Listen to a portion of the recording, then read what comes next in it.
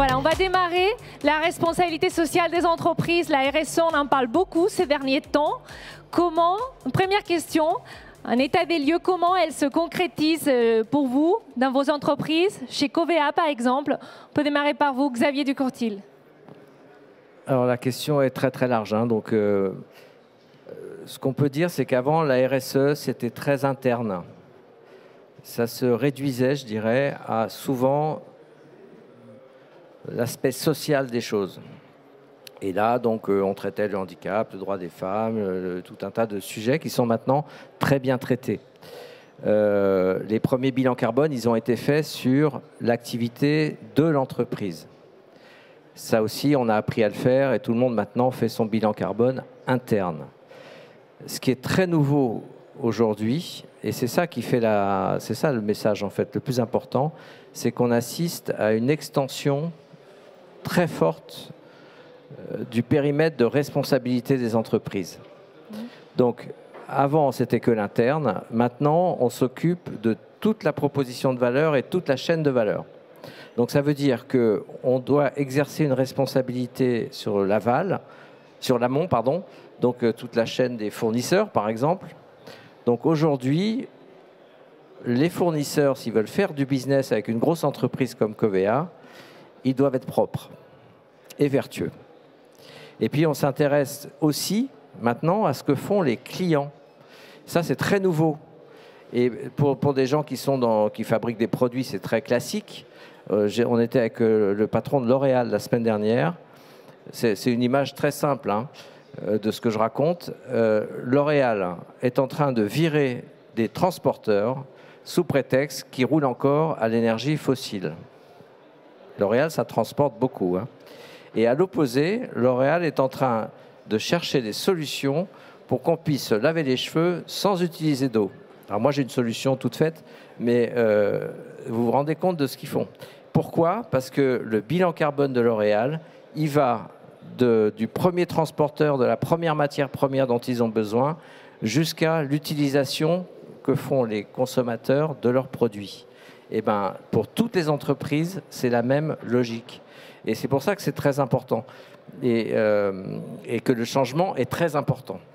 Donc chez Covea, on a bien fait l'interne. On a mis du temps, mais au final, on fait bien notre interne. On est le meilleur employeur en France dans l'assurance. On a un bilan carbone qui est tout à fait correct parce qu'on est un très faible émetteur. Mais là, maintenant, le problème, c'est nos investissements, quel impact, quelle responsabilité on a du fait de nos investissements, nos portefeuilles d'assurance, quelle responsabilité on a du fait de notre métier d'assureur. Et c'est ça qui devient le plus important parce que tout ça, c'est ça qui a de l'impact sur l'environnement. Et l'environnement, c'est la priorité planétaire. Donc vous voyez, immense pression de la réglementation pour couvrir toute la chaîne de valeur et immense pression sur l'environnement du fait du dérèglement climatique. Et on commence par le dérèglement climatique, mais après, on aura l'eau, la biodiversité, les polluants, etc. C'est vrai que la RSE a un périmètre très large. C'est ça qu'il faut retenir aujourd'hui, c'est ça. Et c'est pour ça que c'est du business. On en parlera sur l'aspect business. Mais juste un mot pour que tout le monde comprenne bien. Quand on parle de la chaîne aval et de la chaîne amont, on rentre dans le business de plein pied, puisque tout le monde est client et fournisseur de quelqu'un. C'est un mouvement global qui impacte toute la chaîne de valeur. Vous l'avez dit, chez Colbert, au cabinet Colbert, quelle est votre vision de la RSE? Comment vous la mettez en place? Alors, bonjour à tous. Écoutez, nous, au cabinet Colbert, je vais montrer un peu ce qu'on a fait, parce qu'on est courtier régional, on est à Nantes, on est une cinquantaine de personnes au cabinet. Quand on a commencé et qu'on a repris le cabinet en 2015 avec les associés, la RSE n'était pas forcément notre focus, parce qu'on était déjà dans le rachat de la société, faire grandir la société et puis la boîte. Et puis au bout de quelques années, comme on a fait pas mal de croissance externe, on a grossi, il a fallu un peu se remettre en question, faire un effet miroir, regarder un peu nos valeurs, notre stratégie. Donc on a commencé à mettre en place plusieurs dossiers. Et puis évidemment, quand on a commencé à matérialiser les événements et tout ce qu'on fait dans la société, on s'est aperçu que naturellement la RSE ressortait. C'était en 2020 qu'on a commencé à faire ça. Il a fallu le matérialiser, voir un peu comment se structurer et voir comment ça pouvait être, on va dire, bénéfique pour les parties prenantes, qui étaient les compagnies, les fournisseurs, et puis les clients bien évidemment, parce que c'était eux qui étaient on va dire, au cœur du système. Donc on a voulu mettre en place cette relation tripartite et voir comment la RSE pouvait être bénéfique pour avancer. Et on va être soucieux de créer un événement un peu durable et de se dire que l'ensemble de la chaîne va pouvoir être bénéfique avec la RSE qu'on va mettre en place. Mais ça, j'en parlerai après. Ok, très bien. Donc, on va rentrer dans le cœur du business. Vous êtes là pour faire du business. Alors, monsieur, comment vous pensez que la RSE peut être génératrice de business ? Alors moi, je vais prendre un axe qui est vraiment très lié à l'impact climat, parce qu'on a la conviction que le climat, ça va être le moteur principal, essentiel dans la transformation des entreprises pour intégrer la dimension RSE. Et sur le climat, c'est vrai qu'on observe déjà, mais on va observer dans les mois et les années à venir, une évolution assez fondamentale qui est que les entreprises vont intégrer, comme le disait Xavier tout à l'heure, dans leur processus, un certain nombre de dispositifs qui sont compatibles RSE. Alors vous en connaissez un certain nombre, ils ne sont pas forcément nouveaux, hein, les panneaux photovoltaïques et tous les équipements qui vont permettre de générer de l'énergie renouvelable, de la stocker. Donc c'est toute la question du stockage de l'électricité par les batteries lithium, sodium, etc. Aussi les dimensions de recyclage qui vont être fondamentales. Toutes ces dimensions vont nécessiter des dispositifs industriels qui vont modifier la matérialité du risque. Et du coup, on va devoir connaître ces risques pour pouvoir mieux les appréhender et mieux accompagner les clients dans cette transformation. Et donc, à ce titre, l'accompagnement qu'on fait dans RSE, c'est vraiment une source de business. Je reviens à ce que disait Xavier tout à l'heure, ça va être aussi notre rôle d'accompagner nos clients dans cette transformation importante. C'est vrai que qui dit panneau photovoltaïque dit des nouveaux risques. Est-ce que l'assurance est à niveau pour accompagner ces changements, ces transformations profondes ? Je suis sûr que dans la salle, un certain nombre vont se dire, mais vous les assureurs, vous en parlez, mais est-ce que vous êtes en capacité d'accompagner les clients dans cette transformation ? Et je dirais en fait, en réponse, c'est pas simple pour deux raisons, et c'est quasiment un paradoxe, c'est que toutes ces activités qui sont nouvelles, eh bien, elles ont deux caractéristiques. Comme elles sont nouvelles, on a peu de recul, et en plus, ce sont des activités ou des dispositifs industriels qui génèrent de l'exposition qui est relativement forte, et que donc ça, les assureurs n'aiment pas. Et que donc notre réponse et la conviction qu'on a, c'est qu'il faut vraiment rentrer dans la technicité de ces nouveaux dispositifs pour pouvoir les comprendre, accompagner les clients. Certains risques sont très compliqués, hein. On pense notamment à tout ce qui concerne le recyclage. Et donc évidemment, là, les assureurs ont un point de vue qui est prudent, voire timoré pour couvrir ces activités-là. Mais fondamentalement, eh bien, pour pouvoir répondre à ces enjeux, c'est l'investissement dans la technicité qui va être importante pour pouvoir vraiment comprendre ces risques et mieux accompagner les clients avec une dimension essentielle qui ne concerne pas que les assureurs, qui concerne tous les courtiers, tous les intermédiaires, qui est qu'il faut comprendre le risque, les nouveaux risques des clients pour pouvoir les accompagner au mieux. Merci, cabinet Colbert. Qu'est-ce que vous en pensez sur ces nouveaux risques ? Est-ce que ce sont les clients qui vous demandent de les couvrir ? Est-ce que c'est vous qui portez un peu la bonne parole auprès des entreprises que vous accompagnez ? Alors, je ne sais pas si je porte la bonne parole et si je marche sur l'eau, mais on a plutôt, dans cette idée-là, on a plutôt les précurseurs sur l'innovation, parce que la RSE, c'est surtout de l'innovation, de la technologie nouvelle.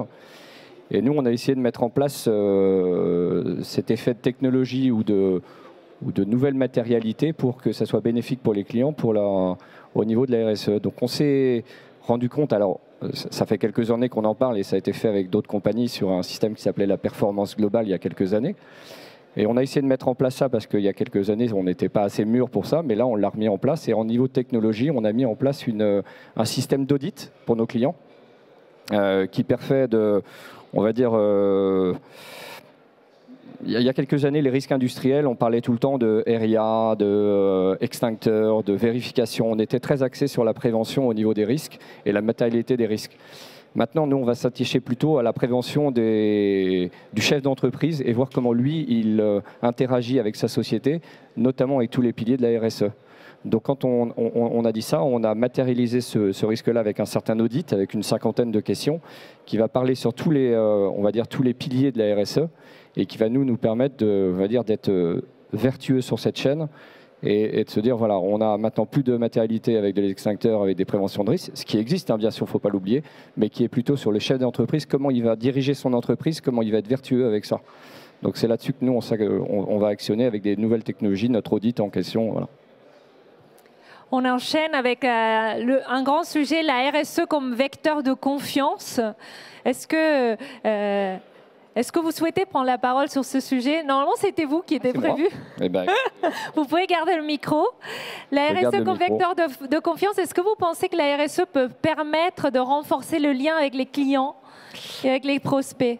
Je pense que oui. Oui, on est tout à fait en phase avec ça, que ce soit avec la compagnie et le client, mais le client, c'est notre rôle de courtier, justement de l'accompagner sur ces éléments un peu vertueux. Si on a un client, j'allais dire, qui est en phase avec ce qu'on va préconiser, comment on va l'accompagner, voilà, on a déjà tout de suite avec la compagnie aussi un élément tripartite qui va être vertueux pour la compagnie et pour le client. Donc, non, pour le client, ça va être une marque de confiance là-dessus.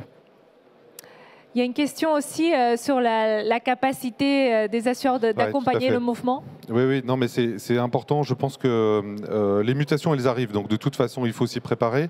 La question, c'est pas tellement s'il faut le faire ou pas, c'est comment on le fait. Et du coup, c'est vrai que cet accompagnement, cette transformation, ces mutations, il faut les accompagner, comme je le disais, par la technicité. Et ça nécessite un investissement assez fort qui doit être fait par les compagnies d'assurance pour comprendre les nouveaux risques.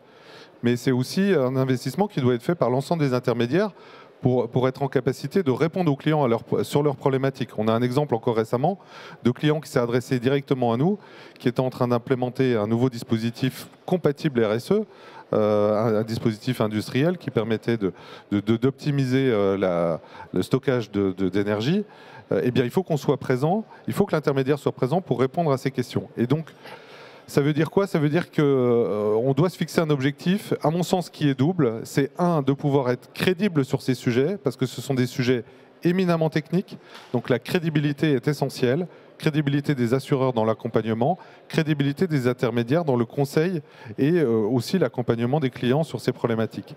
Et le deuxième objectif, c'est d'être efficace, parce qu'évidemment, toutes ces mutations rentrent dans notre business model. Demain, nous sommes déjà assureurs. Nous serons assureurs sur ces problématiques qui sont problématiques climat, d'accompagnement, de dispositifs industriels compatibles RSE. Et que donc, du coup, pour mettre en œuvre ce business model, nous devons travailler sur notre efficacité dans l'accompagnement et dans le service aux clients.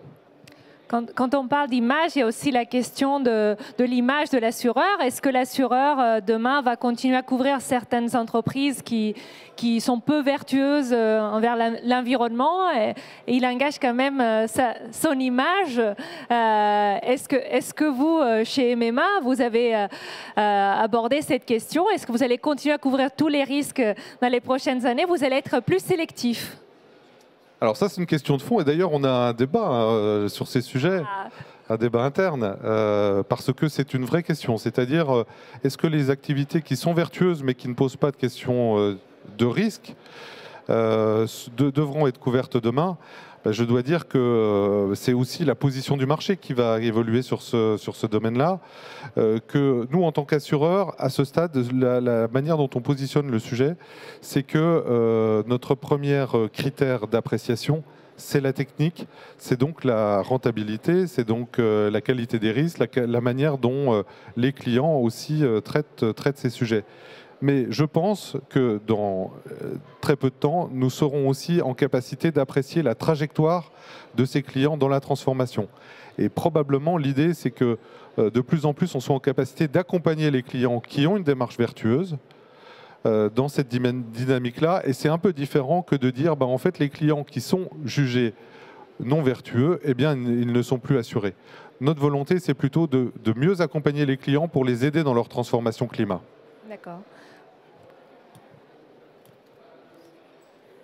Je peux revenir sur la confiance. La RSE, oui, ça génère de la confiance. Et pourquoi? Parce que maintenant, il y a des réglementations qui interdisent aux entreprises de mentir. En gros, c'est ça. C'est dommage qu'il faille de la réglementation pour ça, mais tout le sens de la réglementation, c'est de dire aux entreprises, bon, bah, maintenant, la RSE, c'est pas freestyle. Donc, le reporting extra-financier, c'est normé. Ça va être normé. Et on attend dans les jours qui viennent la dernière version des normes. Quand on dit normes, ça veut dire que tout le monde va faire pareil. Et donc, va devoir reporter sur des choses, des éléments qui peuvent être bien pour l'entreprise et d'autres éléments obligatoires qui peuvent être mauvais pour l'entreprise. Avant, on mentait par omission. On racontait que ce qui était bien. C'est bon, c'est humain. Demain, on ne peut plus faire ça. Et donc, à partir du moment où on est obligé de reporter tout ce qu'on fait, et non seulement sur le passé, mais on doit également s'engager sur l'avenir, parce que, par exemple, on devra s'engager sur les trajectoires bas carbone tous les 5 ans. Eh bien, ça va forcément forcer les entreprises à agir mieux. Et donc ça, c'est un mouvement vertueux général. Et comme je reviens toujours, comme on a de l'influence sur ses clients et sur ses fournisseurs, c'est tout le système qui va devenir plus vertueux. Alors, du point de vue de l'environnement, je pense que le focus, il est essentiellement sur l'environnement aujourd'hui. Sur les aspects sociaux, on est en France, on est plutôt très bien placé déjà. Mais sur l'environnement, c'est le sens des réglementations qui sont toujours utilisées par les États ou même l'Europe, par exemple, les grandes communautés, pour faire pression sur les entreprises. Et il se trouve que sur le climat, le sens du Green Deal européen, par exemple, c'est de faire pression sur les banquiers et les assureurs et utiliser ce service financier comme un bras de levier pour faire bouger l'économie. C'est ça qui est en train de se passer. Et c'est pour ça que ces réglementations sont fortes et qu'elles obligent des réflexions en interne. Alors moi, je suis un peu le caillou dans la chaussure de l'entreprise. Mais évidemment, moi, je pense qu'une entreprise qui est vraiment sale, un jour, il faudra se poser la question, est-ce qu'on peut vraiment l'assurer? Mais en tout cas, c'est le sens des réglementations européennes. On sait qu'aux États-Unis, c'est presque le contraire. Donc, il va y avoir encore beaucoup de débats. Mais ce qui est important, c'est disons, on crée un cadre de confiance. Et donc, au final, ça va servir les collaborateurs, ça va servir les clients et ça va servir l'économie. Donc, finalement, la réglementation sur ces sujets-là, elle vous aide. C'est la première fois qu'un assureur me dit « je suis content avec la réglementation ». Moi, je suis le RSE de l'assureur. Donc, c'est plus facile pour moi de trouver que la réglementation m'aide. Mais la réglementation, objectivement, ça aide à avancer les entreprises, quelle que soit la réglementation. Voilà. Après, évidemment, vu le millefeuille de réglementation qu'on a en France, en Europe, et la difficulté qu'on a à répondre à toutes les réglementations en même temps, évidemment, c'est une contrainte. Alors, pourtant, tous les acteurs ne sont pas alignés sur les mêmes standards. Comment vous les accompagnez à évoluer sur ces questions-là, Stéphane, Jean? Je peux juste répondre sur la partie formation. Comme il y a maintenant des normes, il y a des choses nouvelles. On assiste il y a un besoin de formation énorme sur toutes ces questions-là. Et toutes les grandes entreprises sont en train de créer des académies RSE, des académies du climat, etc. Il y a un gros mouvement là-dessus parce qu'il y a un mouvement une demande de formation très forte. Et aujourd'hui, il n'y avait pas de réglementation, chacun faisait ce qu'il pouvait.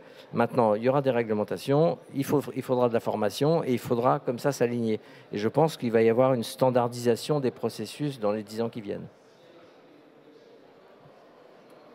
Oui, alors sur l'accompagnement des clients, comme je l'ai dit, il y a un investissement nécessaire des assureurs. Nous, on a fait le choix d'être accompagnés par un cabinet d'ingénierie qui connaît extrêmement bien tous les dispositifs industriels nouveaux qui sont compatibles avec les orientations RSE.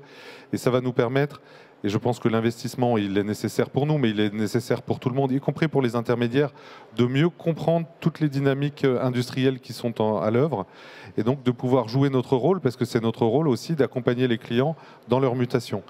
Par le biais du risque, par le biais du conseil, par le biais de l'accompagnement sur les transformations des processus industriels. Donc ça, c'est vraiment notre conviction, c'est qu'on ne pourra faire cette transformation avec nos clients que par l'investissement en compétences et un investissement qui sera fait à la fois par les clients, par les intermédiaires et par nous.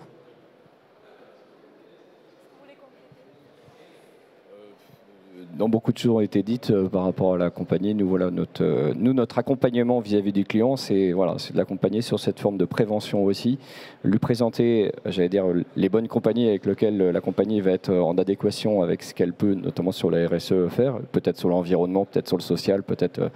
Voilà, la compagnie a différentes, on va dire, appétences. Et puis après, nous, c'est notre rôle aussi de les accompagner sur ce qu'ils peuvent faire sur le RSE en question. Et puis après, leur présenter les différents experts qui vont être, on va dire, sachants là-dessus.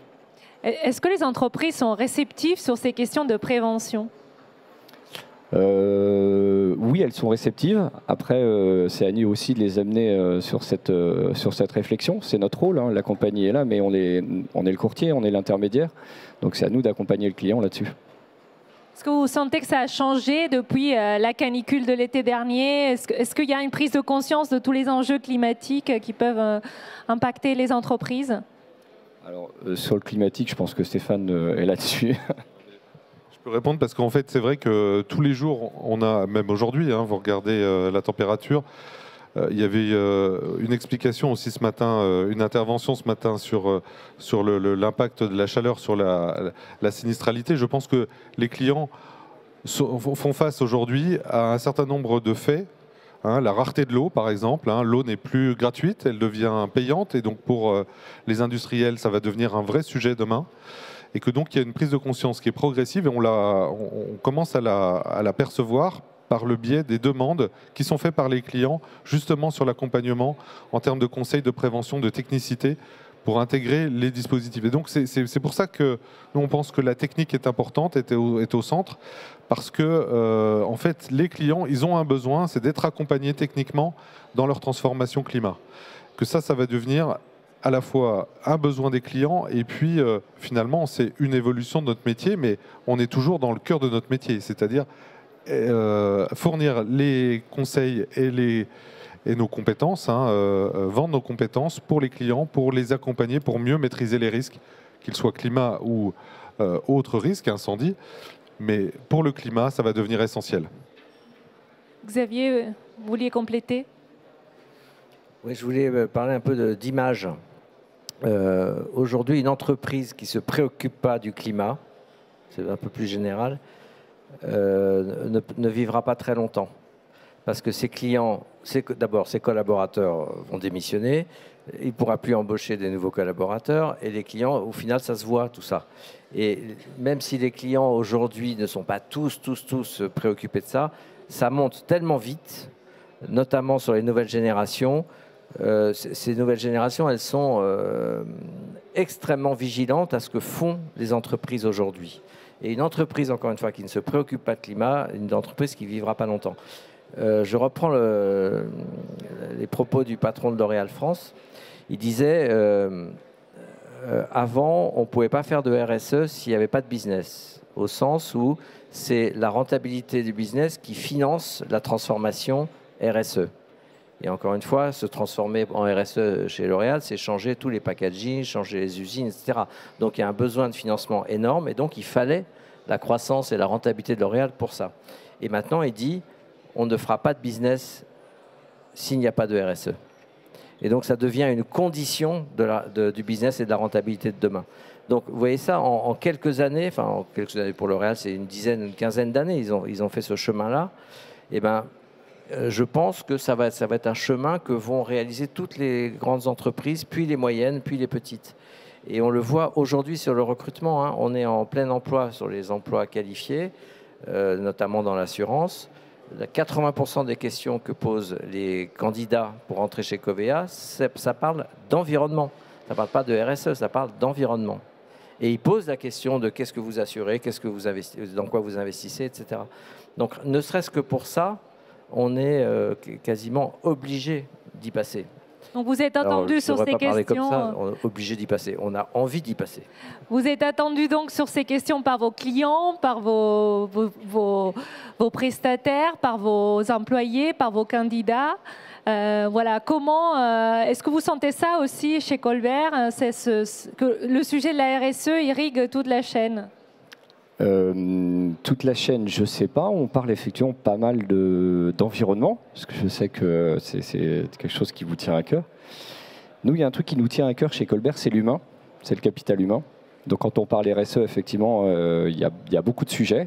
Je vous avais parlé des 5 piliers. On ne peut pas tout faire, on ne peut pas tout mettre en œuvre, on ne peut pas mener tous les combats. Nous, notre combat chez Colbert, ça a été l'humain. Et on a d'abord fait le social plutôt que mener d'autres sujets sur l'environnement, voilà. Donc chacun son combat. On s'est concentré sur un ou deux sujets, un ou deux piliers, et puis on s'est dit, bah voilà, notre force c'est ça, il faut améliorer nos forces, renforcer nos forces, et puis pas essayer de, on va dire, travailler nos faiblesses. Voilà. Donc on a notre force chez nous, c'est, on va dire, le plus important, ça va être l'humain, et puis comme on dit d'habitude, c'est prends soin de tes salariés et prendront soin de ton entreprise. Donc là-dessus, on est évidemment très impacté là-dessus et on se dit, bah voilà, qu'est-ce qui va faire, qui va générer du business, parce que c'est la question d'aujourd'hui sur le sujet, c'est de se dire qu'est-ce qui va générer du business pour nous. Bah, nous, le business, c'est prendre soin de nos collaborateurs pour que derrière, bah, le moteur, il fonctionne bien et que ça soit bien appréhendé pour tout le monde. C'est une évidence, mais c'est la base de tout. Est-ce que vous avez un mot de conclusion tous les trois et après, on passera la parole à la salle? Comment vous voyez évoluer la RSE dans les prochaines années? Moi, je dirais que la RSE, on voit ça comme une contrainte. Quand on est voilà, dans les entreprises, on voit la norme, on voit la réglementation arriver, on voit une vague de réglementation qui devient de plus en plus pesante. Mais on voit bien que la transformation, elle est générale, elle va modifier le paysage économique français, international, et que donc du coup c'est une vraie opportunité parce que cette transformation, il faut l'accompagner et il faut qu'on soit finalement acteur de cette transformation, et c'est en étant acteur de cette transformation qu'on va pouvoir générer du business par la RSE. Bon, Stéphane a parlé de pas de contrainte. Ben nous, c'est effectivement ça. Pour nous, c'est pas une contrainte, on en fait plutôt une réelle opportunité.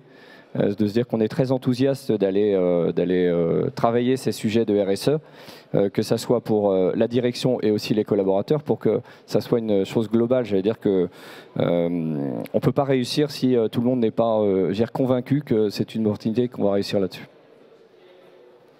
Xavier Ducortil. Ouais, moi, je me dis que depuis 4 ans, la RSE a pris une ampleur incroyable que personne n'imaginait, et avec une accélération énorme et qui touche toutes les entreprises. Donc, je ne sais pas si ce sera plus de contraintes ou plus d'opportunités, mais c'est une énorme transformation.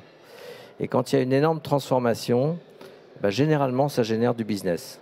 Ça génère de la matière assurable, on l'a vu. Encore faut-il savoir l'assurer, mais ça génère de la matière assurable nouvelle.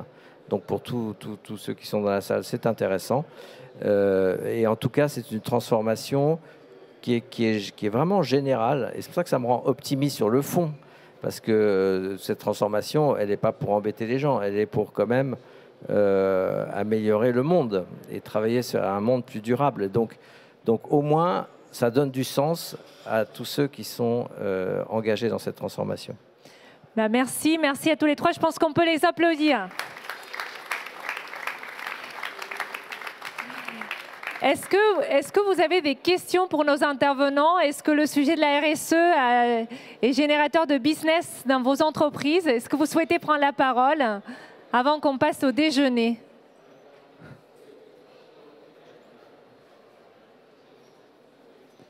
Allez, il faut se lancer.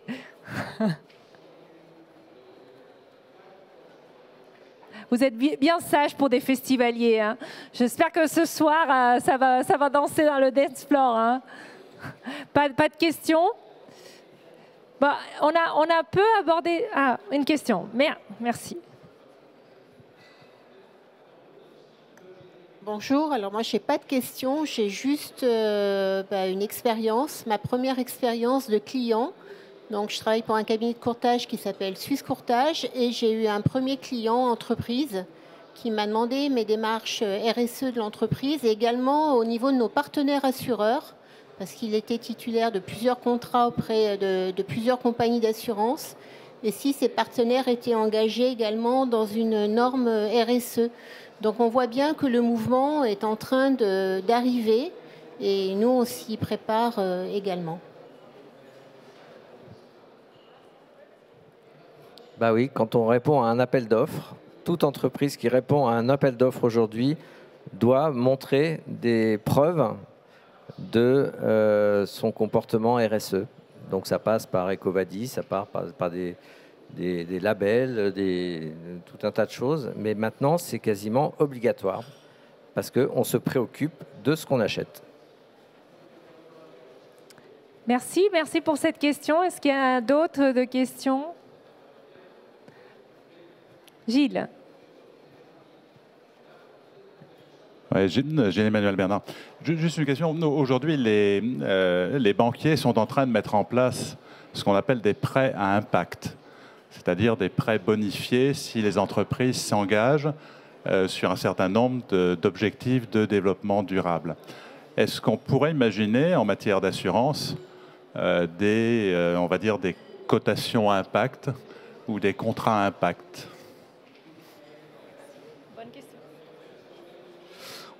Évidemment, on peut l'imaginer. À ce stade, je pense que le marché n'est pas suffisamment mûr pour le faire. Pourquoi? Parce qu'en fait, je reviens à mon paradoxe de tout à l'heure, c'est-à-dire qu'aujourd'hui, les activités qui sont les plus vertueuses en termes d'environnement sont aussi celles qui sont les plus exposées, et les plus compliquées à assurer.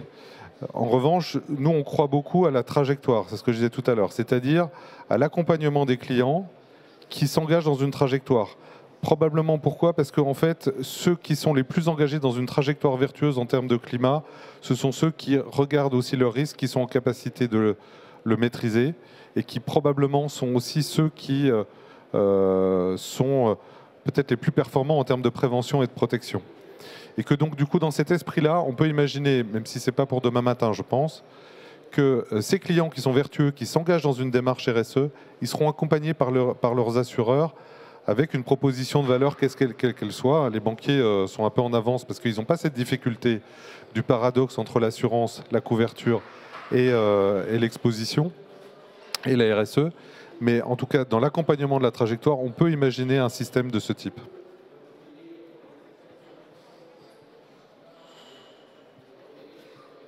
Pour compléter, moi je fais très attention à ce type de contrat parce qu'ils peuvent être un peu fake. Il y a des offres RSE qui ne sont pas des offres RSE au sens où elles n'ont pas d'impact, vraiment. C'est de la com. Et donc chez Covéa, nous on est plutôt attachés à du dur, quoi, à du vrai, à de la preuve. Et donc on travaille sur des leviers qu'on a réellement. Donc on préfère travailler par exemple sur la réparation durable, parce que là on a des leviers. En tant que leader de l'assurance auto, par exemple, on a des vrais leviers sur la réparation durable, plutôt que de travailler sur un contrat qui donnerait des avantages aux clients sous prétexte qu'il conduit une voiture électrique. Ce n'est pas nous qui avons le levier sur le choix de la voiture électrique. Franchement, je ne connais pas beaucoup de clients qui choisissent leur voiture en fonction de leur assureur. Donc, ce n'est pas là-dessus qu'on va mettre le paquet. Par contre, dans la réparation, là, on a des vrais leviers, là, on a du vrai impact, et c'est là-dessus. Donc, c'est un principe général, c'est qu'on essaie de trouver des sujets matériels sur lesquels on peut vraiment agir. C'est vrai que sur la question de la RSE, on peut aussi parler de greenwashing, donc il faut vraiment être très attentif sur ce qu'on promet et sur le réel impact de ce qu'on propose. Oui, c'est, on ne peut pas, mais ce que disait Xavier il y a quelques temps, on ne peut pas déjà d'une s'en passer, ça monte en puissance, ça va devenir obligatoire, même si sur les appels d'offres, on n'a pas à chaque fois il y a de la notation, il y a de la qualification, mais il y a de l'impact et c'est pas rédhibitoire, mais maintenant ça va l'être à mon avis. Maintenant, pour répondre à votre question, parce que c'était vrai que la notation avec les banques, on en parle beaucoup. Je vous parlais pendant la présentation d'un audit qu'on réalise et qu'on a mis en place. On a une cinquantaine de questions, il y a un scoring, il y a des experts qui sont derrière pour répondre. Et on a fait le choix depuis un an de travailler avec 4 compagnies qui nous accompagnent, dont MMA, et on les remercie. Et par rapport à cela, c'est pas vous êtes RSE, on va vous accompagner, c'est plutôt vous êtes vertueux, le chef d'entreprise est vertueux. peut-être qu'il y a des difficultés sur un système financier, une notation pour X ou Y raison, parce qu'il y a un financement de machines, un financement de bâtiments et la note a été dégradée. Là, on va plutôt aller voir la compagnie pour dire, écoutez, voilà, vous nous accompagnez, vous savez qu'il est vertueux, notre cotation est plutôt bonne. On va plutôt avancer là-dessus sans se dire, le chef d'entreprise est responsable et vertueux, plutôt que se dire, on va avoir une note financière. Et c'est là où on va demander aux compagnies de nous accompagner, et puis elles font bien leur rôle pour chacune. Merci beaucoup.